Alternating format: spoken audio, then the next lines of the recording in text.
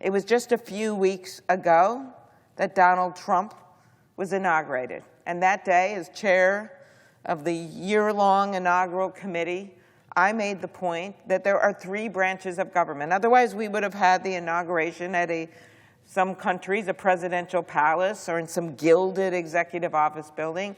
In fact, that inauguration was in the Capitol for a reason.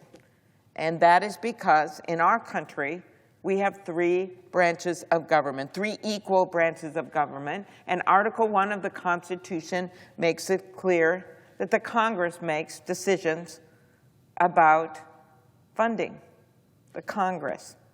And in this case, on a bipartisan basis, year after year after year, and it's not easy, and it always can be a mess to the end, but we come together, Democrats and Republicans, and make a decision about funding.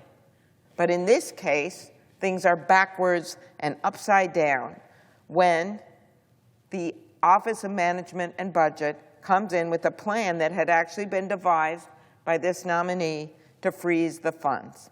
Millions of Americans awoke to find that vital federal funding had been frozen, not by Congress, not by a confirmed official in an administration, but by an unelected advisor acting from the shadows. And yes, it was chaos, big surprise.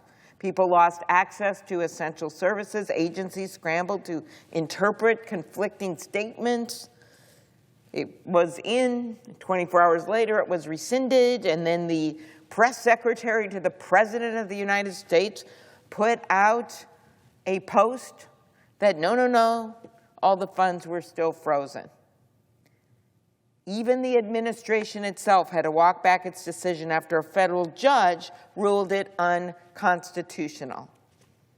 That this whole mess that hurt regular people, and I still wake up every day and say to myself, has Donald Trump brought down costs for housing or child care? Has he created more housing or child care that a number of people who voted for him thought they were going to get? Has he brought down the cost of prescription drugs?